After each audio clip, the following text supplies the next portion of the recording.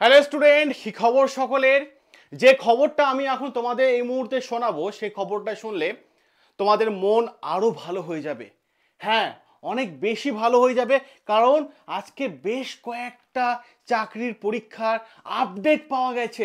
সবার প্রথমে আমি ধন্যবাদ জানাবো PSC anti corruption student unity টিমকে, যে ওনারা আজকে পিএসসিতে ডেপুটেশন দিয়েছে এবং ক্লার্কশিপ ও মিসলেনিয়াস নিয়ে বড় বড় আপডেট এনেছেন।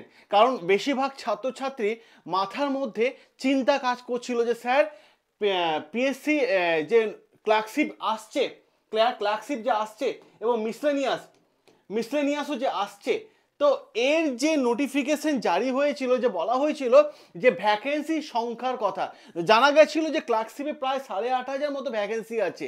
তো যদি পিএসসি 2024-এ ভ্যাকেন্সি বের করে, তাহলে তো আমাদের আবার 24 থেকে ভ্যাকেন্সি কমে যেতে পারে, কারণ সাল মেনশন করছে। তারই বড় বড় আপডেট আমি তোমাদের দিয়ে দিচ্ছি।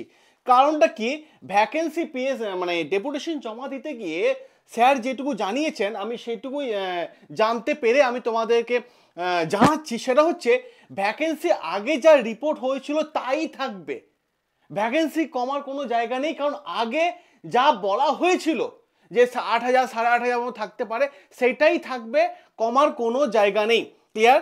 এবং মিসলেনিয়াসের ক্ষেত্রেও তাই।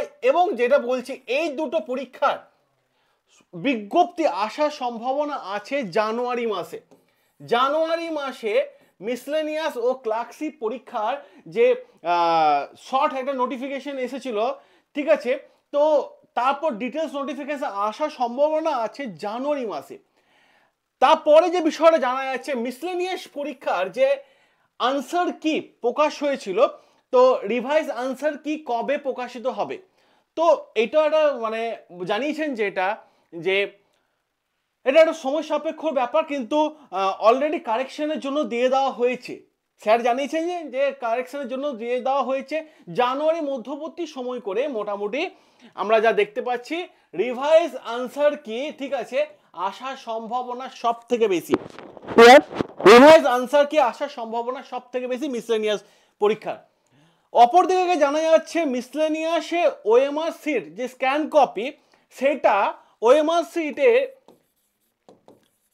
স্ক্যান কপি সেটা মোটামুটি আসবে ফেব্রুয়ারি মার্চ মাস করে, ঠিক আছে, ফেব্রুয়ারি মার্চ মাস করে আসবে, ঠিক আছে। আচ্ছা,